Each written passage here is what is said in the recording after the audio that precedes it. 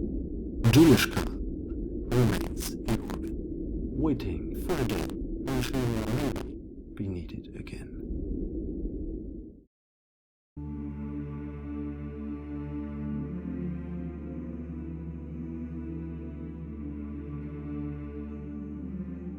Hello everybody and welcome back to Ozymandias' conquest of the outer planets. And we are still in a dire situation. The Ozymandias has lost its lander in the previous episode, where we tried to land and return from Slate. Fortunately, our brave Kerbal pilot Rosny Kerman managed to get back, but the lander was lost. Mission Control is in a hurry to find a replacement and to send it out there in the outer planets. But what kind of ship could be powerful enough to make the journey and make it on time? Then Mission Control remembered there is a ship out there, very powerful, which came back from a 9-year mission to the 5 moons of the Jool planet. It is the Joolishka, and she has been waiting for many months and years actually in orbit around Kerbin. Mission Control sends the signal to wake up, and indeed the system reacts. Cargo bays slowly open and reveal the old lander still inside. This won't suffice. The lander is outdated technology and it does not have the power to manage all of the outer planet systems. Also, the Joolishka was built on old technology back when Kerbal kind had not yet figured out that the nuclear engines only need liquid fuel and not oxidizer. So a lot of modifications will be necessary for this vehicle to once again journey into outer space. But we have the technology, we can rebuild it. It needs radiators, it needs of course a replacement lander for the Ozymandias, and there will also be some other add-ons necessary. But first, there has to be an engine test performed to see if the system is still functional.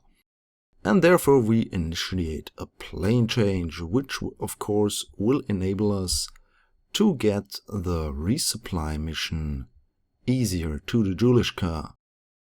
So we still have about 500 and something meters per second of delta V left, and that's almost exactly what we need for this burn. This will be a test to the engineering prowess of Kerbal kind, to see if those old engines still work and if they can be switched to liquid fuel use only without burning up, of course. So we are close to our maneuver node, and yes, the engines work. The test firing has been successful and the maneuver node is being executed. Joolishka is once again alive and well, and ready, almost ready, for her next mission. So we are performing the plane change here, and then of course there will be quite a task ahead, because a lot of upgrades have to be delivered and installed on this old piece of technology to make it deep space worthy again. But first off, we have to get rid of that oxidizer, and since we also have to get rid of the lander, what other place to put it? So we have transferred some oxidizer in that lander and we're using the small tug. Now that's also still part of the Joolishka remains to get the lander out, and we're going to deorbit it and crash it into Kerbin, so there is no debris left. So getting out of the way of the Joolishka, we don't want to damage our new rescue operation ship.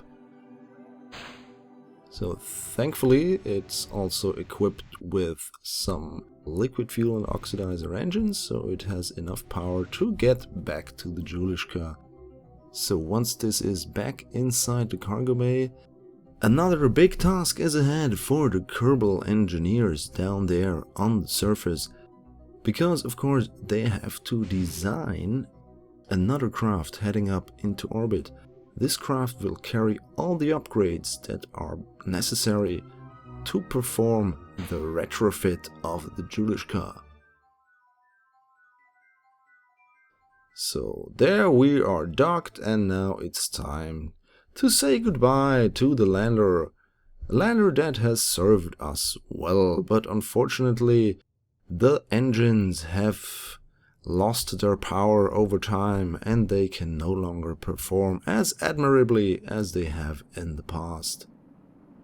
So we have to deorbit this and replace it with a new version already through the top layers of the atmosphere, getting through the clouds and splashdown. And now it's time for the Joolishka upgrades.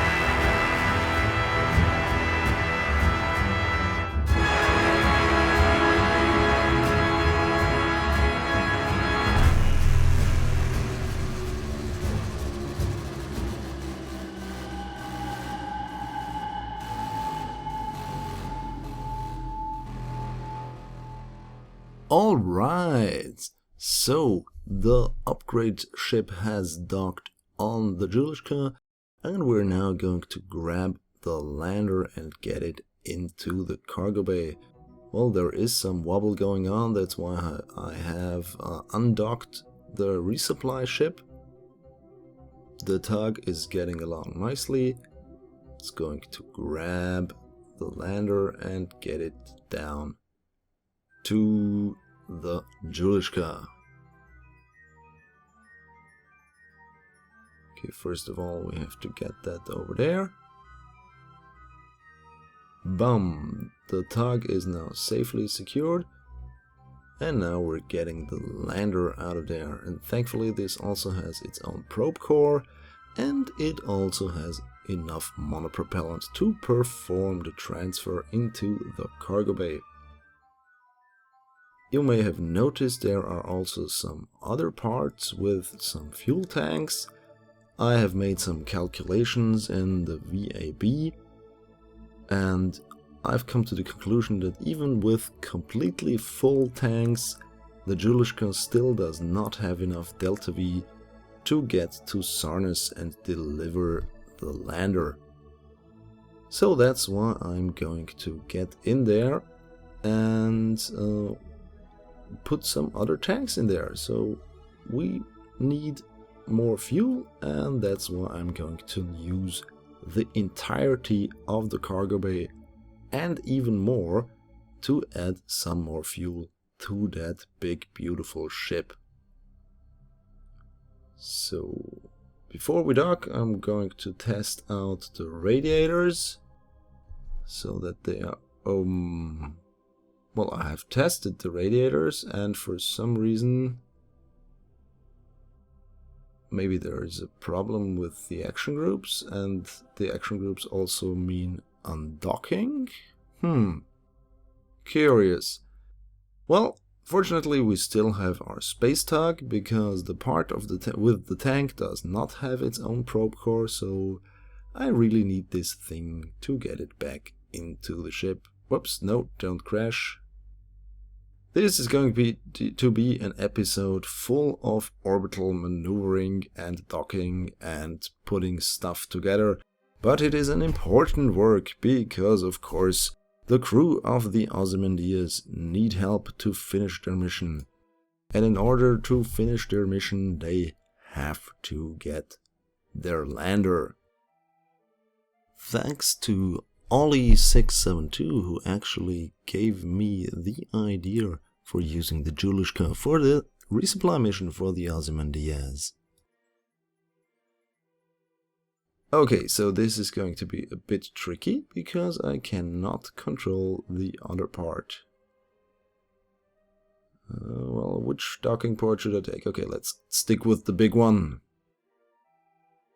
Come on, yeah, I'm going to have to adapt a little bit. Yes, I know it's hard, but I'm going to have to do this. There we go. Almost. Yes. It is done. Okay, now let's get this thing back on the lander and then get the entire assembly into the cargo bay. Well, this would be bad if I lost another lander and just in Kerbal orbit. But I don't think that is going to happen. Once again, using the monoprop. Come on, get over there.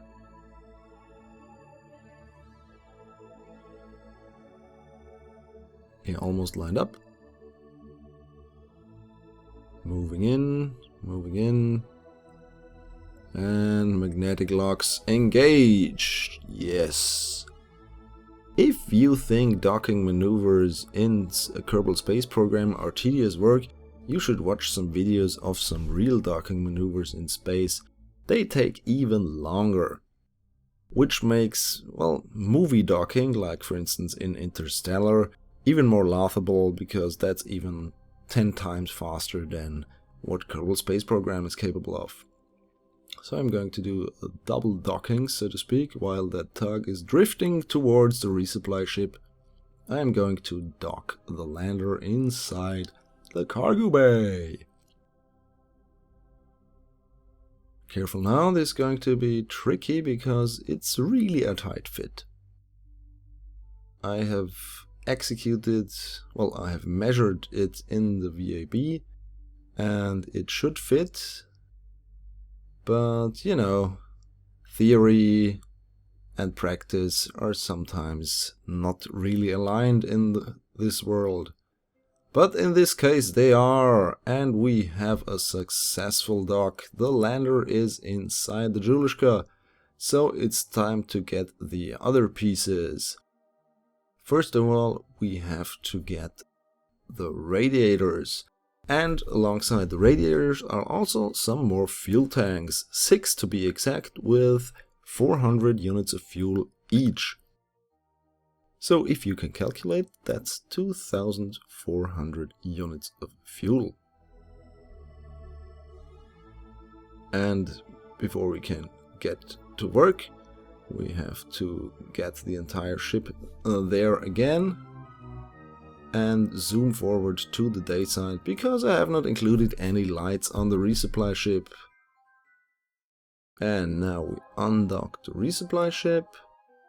And then we have already transferred the entire fuel from the new tip of the Joolishka to the resupply ship, because first we have transferred the entire fuel from the resupply ship to the Joolishka. Then I have transferred the entire fuel from the attachments to the resupply ship, because now it has space for that fuel. And then I'm going to put the attachments on the Joolishka, and then I'm going to put the fuel back to the attachments. Sounds a bit complicated, but I think it was the best way to go about with this. Maybe there would have been a better one. I don't know. What I do know is that since there are only reaction control thingies on the tug, this is really hard. So I'm going to switch to the Joolishka and let her do the maneuvering, because she has some more reaction wheels. Reaction wheels and also some Werner engines. Problem is, this will mean that the lander will lose its fuel. Yay! Reason being, Kerbal Space Program takes its fuel for Werner engines or RCS thrusters from some fuel tank. This is, in my case, the lander, and it is now drained of oxidizer and liquid fuel, which I then have to resupply to it. And this is tedious, because you may have already noticed that the lander has a lot of small fuel tanks. Some fine-tuning necessary, but we're getting closer. And yes, there we go. Okay, the Joolishka has a new tip, and it now has radiators. Well, looks a bit weird, but it will do the trick. So once again, the tug heads back somewhere else. Back to the resupply ship, to be exact, to that weird contraption. You may have already wondered why I have a docking port on a single structural beam, but the reason for that will become apparent very soon. So we are now docking this thing. There we go. Boom. And now let's get this out of there. Fuel already drained. And this will get also inside the Joolishka, but not only inside. If you think a bit about the anatomy of that ship, you can probably guess what I'm going to try to do. And I really hope this is going to fit in there, because this will be even tighter than the lander assembly. So getting into position, which is a bit hard because this now is quite heavy, with already the lander installed and the new tip. And there we go. Gotta turn around a bit to get this into the cargo bay. So once again, the docking alignment indicator mod is doing marvelous work for me. Otherwise this would have taken even longer. I've already set about, I think, 3 or 4 hours to do this entire mission. I'm not sure. So you're getting the really short version in here. So we're aiming for that docking port inside. And I hope I don't bump the... Ooh! Okay, this is going to be... Woohoo! Don't ruin anything, please. No crashes now. Not now. Yikes! Reverse, reverse, reverse. Oh! Already bumped into it. Whew! No damage whatsoever. Well, that's a relief. So let's turn this big baby around so we can get...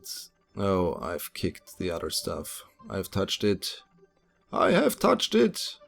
Oh no! So the slow docking is still going on. I'm really trying to make this precise now. And precise docking is slow docking. Well, at least in most cases. So we're closing in. Okay, this is the moment of truth. Will this fit or will it not fit? Okay, getting in there. Looking good. We're just going to have to adjust a little bit. Okay, come in there. Slowly. Okay, inside there. Come on, get in there.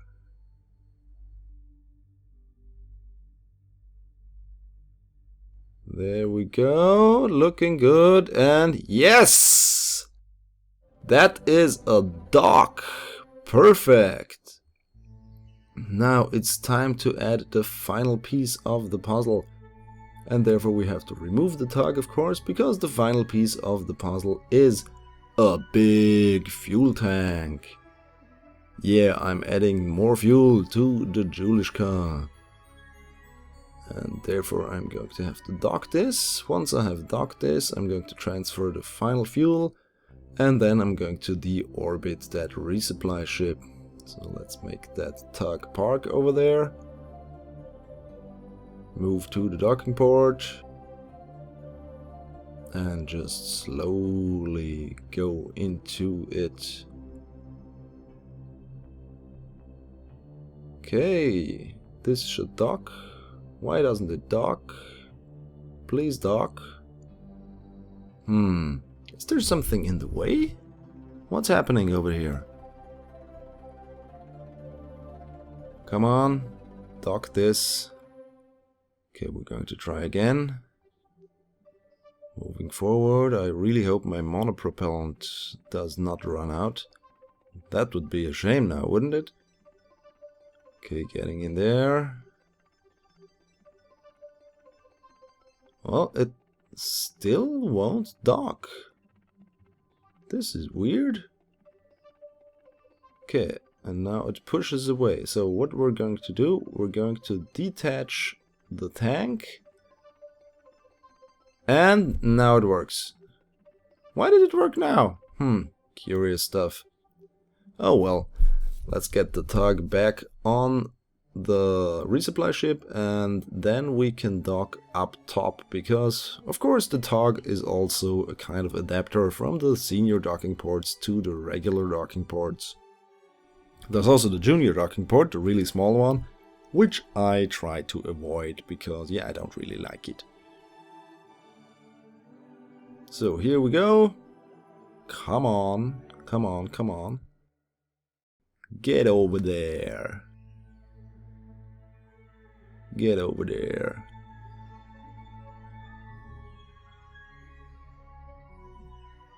So once this has docked, we are going to use our big engine to move in front of the Ozymandias. And then, of course, well, I just said Ozymandias, of course I mean the Joolishka. I'm mixing things up. This is, of course, the Ozymandias series, but of course the Joolishka is from my Journey to Jool playlist, where I made a journey to Jool. And we have skipped ahead and we are docking for the final time. There we go. Dock, dock, dock. Come on. Get in there. Yes. Okay, once again forwarding to the day side so I can actually see what I'm doing. And then it's time for some more fuel transfer, because as I mentioned before, due to the Werner engines draining the lander's fuel, even though crossfeed is disabled, I'm going to have to fill all of those up. And this takes time. Time's up, thanks to the magic of editing. And we are full and are going to deorbit that big resupply ship. So let's undock this, get it into a retrograde vector. So thankfully there are some engines on the tug as well, so I can use them to get away from the Joolishka. So some final check, is everything in order? Yes, looking good. Now it's time to set up our transfer burn to Sarnus, which takes place, well, in some time. So this will take some time, and so I'm going to set up Kerbal alarm clock, and while the Joolishka will wait for her burn, I'm not only going to deorbit the resupply ship, but I'm also going to do some stuff with the Ozymandias, but this will be part of the next episode. For now, you are going to have to watch this thing crash and burn. But maybe, well, I still have quite some Delta V left, so maybe there's a possibility to actually land this.